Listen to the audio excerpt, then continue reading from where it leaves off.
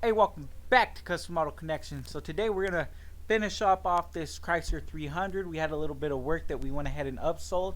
Go ahead and flip the camera around and show you what we're gonna be doing. We're gonna be doing the hub bearing stud. It's the wheel stud for the lug nuts.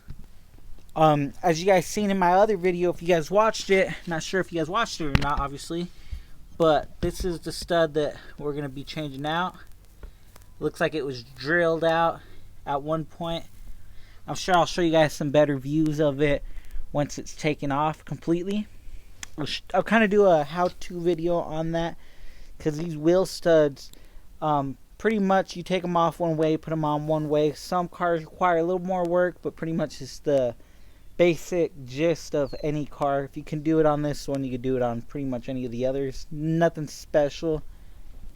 The other thing we're going to be taking care of is something going on with the suspension. I think it's the lower ball joint bushings, the entire arm. There's bushings in between. I'll show you guys that once this car's jacked up.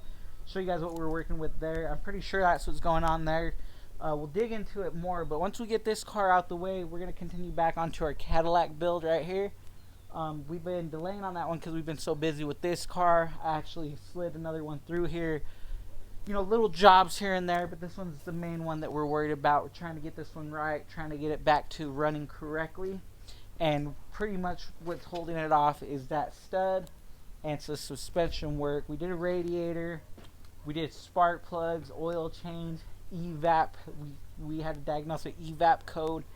We got that all figured out and squared away. So this one needed quite a bit, but we're cracking down on it to the last little bit. So I'm going to get this thing on jack stands and we'll get started on this wheel stud. Alright, so on this car, it actually looks really easy. All I got to do is take off this brake caliper, take off the rotor. Once we get off the rotor, it looks like we can access, it might be 10. There's a 10 here, probably one down at the bottom. Kind of hard to see, but I'll go ahead and knock these out. What I'm going to go ahead and do is I'm gonna see if I can get away with just knocking out this bolt right here and the one at the bottom. That actually holds on this bracket. If I can get the bracket off all in one piece, these pads might fall out. We'll see if we get away with doing that. If not, we'll go ahead and clean up these brake pads. Kind of depends on what condition like these brakes are in. You know what I mean? Take them apart, we'll clean them up. And if they're in good condition, then we'll run with it. If they're not in good condition, they look all caked up with rust and stuff like that, then we'll take it all apart and service them real good. But pretty much you're going to want to take off the caliper, the bracket, and this rotor. So I'm going to go ahead and do that. The way you do that is you take off, just like you would a brake job, you know what I mean? You take off the upper bolt, the bottom bolt, pry up. You don't got to worry about compressing anything here. That's as far as you go. Re-lubricate what you need to. Check the pins. These actually look pretty good, pretty new. And then once you get all that taken care of, you get this bracket off. So I'm going to go ahead and do that real quick, and we'll get this rotor off.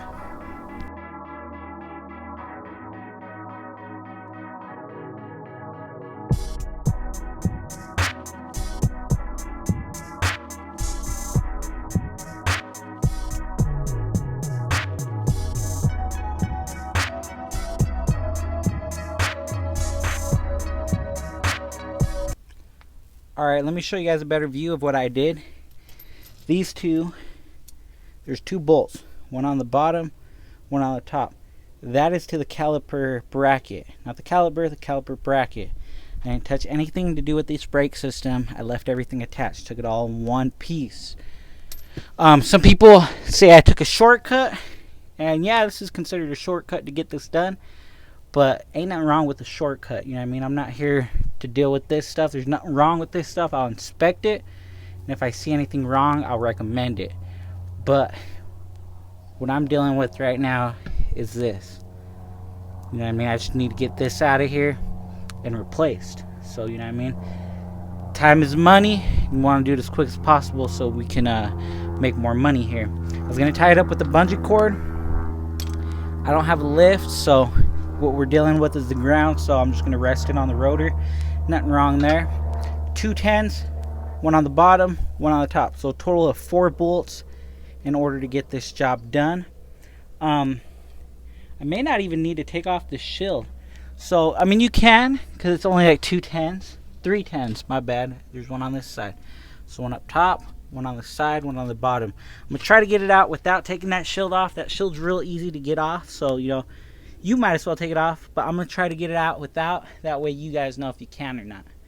So I'm going to go ahead and do this. I'll keep the camera running live. That way you guys can kind of see the actual process for this. I'm not too worried about damaging this stud anymore, you know what I mean? So I'm just going to knock it out, hammer this thing out, and, you know, hopefully it's not too rusted out to get out of there. But I'm just going to slam it out of there. We'll see how it goes.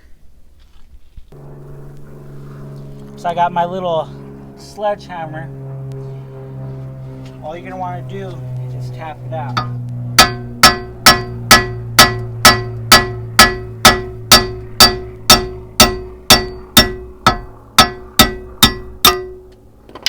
She's out.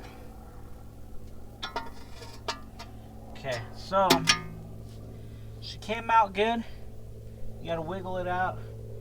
I think probably the bottom angle is gonna be your best friend to get the new one in. Yeah, that's gonna be it.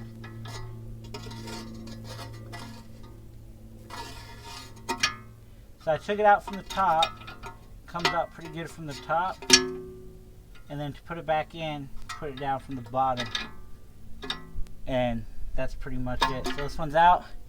We'll go get the new part. This one's real damaged up, as you can tell, and we're also gonna change out that guy right there, tie rod end.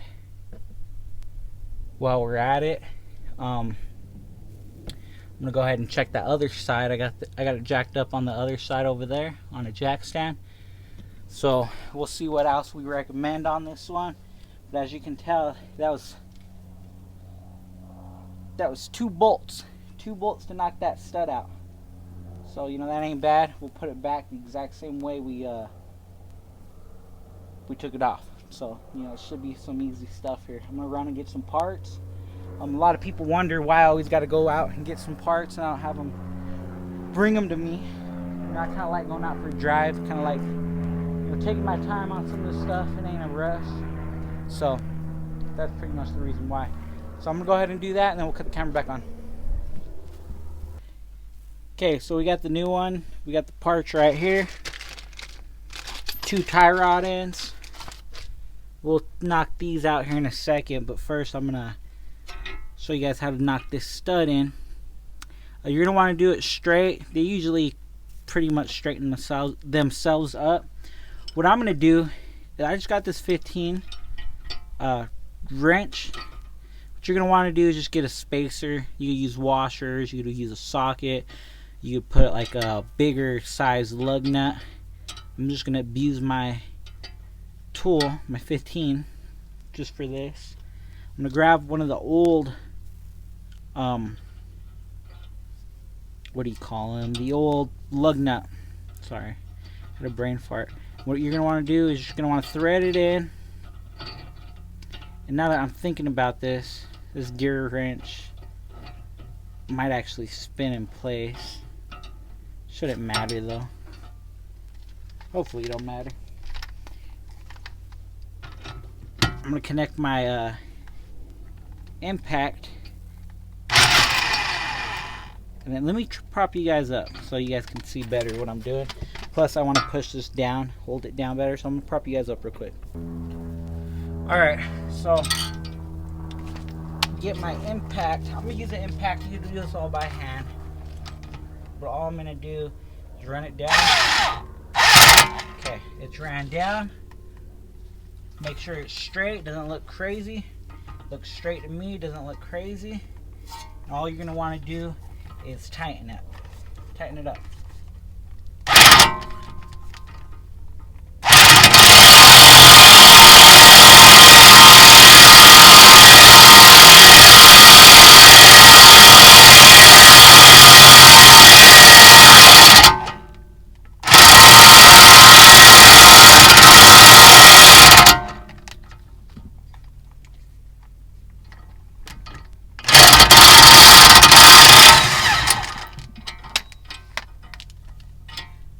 just checking, making sure I'm not damaging my tool. It's actually working out pretty good.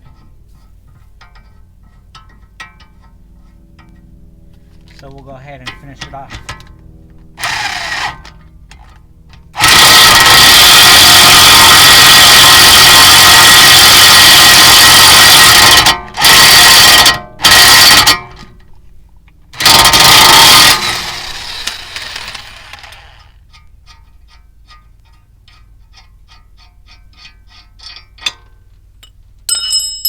And that's in. I wouldn't recommend you use your tools, but I couldn't find a washer. I really didn't look for one, but it is what it is. No damage to the tool, ratchet, skill, and all that. We are all good, ready to tackle on the next project. But pretty much you're gonna want to do is make sure it's let me flip it around for you guys. Make sure you're flush. So we're good.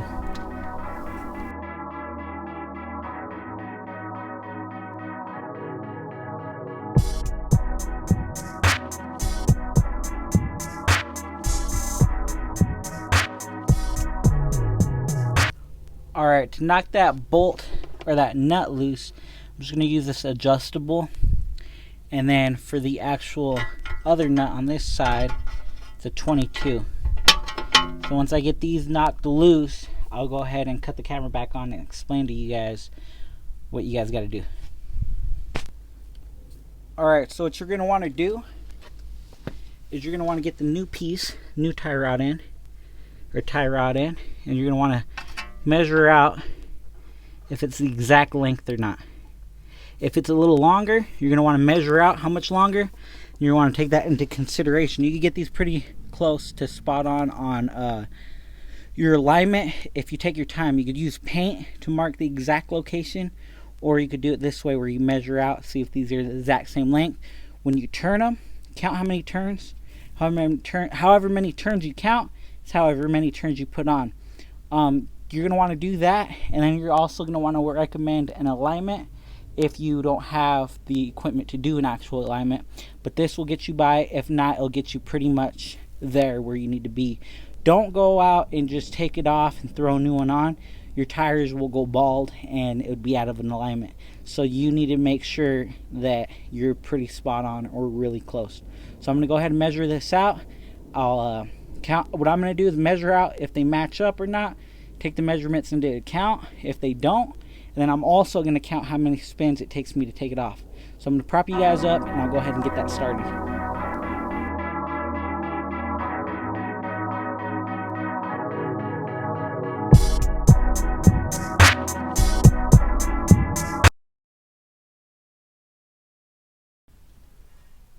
Alright, this wheel's ready to go on. I'm going to do the exact same thing minus the wheel stud replacement on the other side. But yeah, we got these all torqued down to spec. Tie rod in. It was 21 turns taking it off, 21 turns putting it on. They measured out to the exact same size, so that was perfect. We'll go ahead and recommend they get alignment anyways. Just because we did something with the suspension, I always like to do that. We inspected all the other suspension pieces. Everything's looking good. This wheel is ready to put on. Alright guys, so that's pretty much it. We just did the wheel stud, tie rod ends. We did a bunch of work to this car. We'll probably see it again next time it needs maintenance, or next time whatever it needs. You know, I'm pretty confident that I'm going to be the guy to take care of it. So you guys will see more of this Chrysler 300 later on down the line. We'll get this all figured out, get it all straightened up, take it on a test drive. I just got to put the wheels back on, do the driver's side, tie rod end, and we are good. I'm not going to bore you guys with all that. So I'll just see you guys on the next one. Thank you for watching.